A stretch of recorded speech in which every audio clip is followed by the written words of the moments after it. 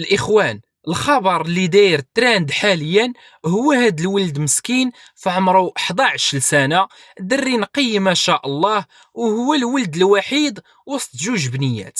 الأم ديالو لحد الآن راها مصدومة مسكينة. تخيل معايا، الوليد كان كيلعب مع صحابو الكرة، حتى جاو عنده شي ولاد كيلعبوا بدوك المفرقعات ديال عاشوراء ودايرينهم في شي قرعه ديال الزاج على حساب الهضره ديال الاخت ديالو، وقالوا ليه اجي تشوف. وهو مسكين على نيتو كيف ما حنا راسو طرطقات ليه على عينيه، وكتقول الاخت ديالو باللي راها مقصوده يديروا ليه هاد الحاله، وقالت باللي شحال جراو به في السبيطارات ولكن بدون جدوى، فقدوا الامال في عينيه. والمشكل ان هادوك الولاد لحد الان راهم كيلعبوا بنفس المواد، ودابا راه والديه كيطالبوا بحق ولدهم، ويا ربي تشافيه ويرجع ليه البصر ديالو لهاديك العين الاخرى. المهم ما تنساوش انكم تداعوا معها الاخوان، والله يحفظنا ويحفظ المسلمين اجمعين. الإخوان، الخبر اللي داير ترند حاليا هو هاد الولد مسكين في عمره 11 سنة، دري نقي ما شاء الله، وهو الولد الوحيد وسط جوج بنيات.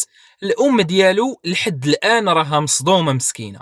تخيل معايا، الوليد كان كيلعب مع صحابو الكرة، حتى جاو عنده شي ولاد كيلعبوا بدوك المفرقعات ديال عاشوراء ودايرينهم في شي قرعه ديال الزاج على حساب الهضره ديال الاخت ديالو، وقالوا ليه اجي تشوف. وهو مسكين على نيتو كيف ما حنا راسو طرطقات ليه على عينيه، وكتقول الاخت ديالو باللي راها مقصوده يديروا ليه هاد الحاله، وقالت باللي شحال جراو به في السبيطارات ولكن بدون جدوى، فقدوا الامال في عينيه. والمشكل ان هادوك الولاد لحد الان راهم كيلعبوا بنفس المواد، ودابا راه والديه كيطالبوا بحق ولدهم، ويا ربي تشافيه ويرجع ليه البصر ديالو لهاديك العين الاخرى.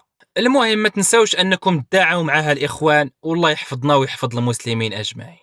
الإخوان، الخبر اللي داير ترند حاليا هو هاد الولد مسكين في عمره 11 سنة، دري نقي ما شاء الله، وهو الولد الوحيد وسط جوج بنيات. الأم ديالو لحد الآن راها مصدومة مسكينة. تخيل معايا، الوليد كان كيلعب مع صحابو الكرة، حتى جاو عنده شي ولاد كيلعبوا بدوك المفرقعات ديال عاشوراء ودايرينهم في شي قرعه ديال الزاج على حساب الهضره ديال الاخت ديالو، وقالوا ليه اجي تشوف. وهو مسكين على نيتو كيف ما حنا راسو طرطقات ليه على عينيه، وكتقول الاخت ديالو باللي راها مقصوده يديروا ليه هاد الحاله، وقالت باللي شحال جراو به في السبيطارات ولكن بدون جدوى، فقدوا الامال في عينيه. والمشكل ان هادوك الولاد لحد الان راهم كيلعبوا بنفس المواد، ودابا راه والديه كيطالبوا بحق ولدهم، ويا ربي تشافيه ويرجع ليه البصر ديالو لهاديك العين الاخرى. المهم ما تنساوش انكم تداعوا معها الاخوان، والله يحفظنا ويحفظ المسلمين اجمعين.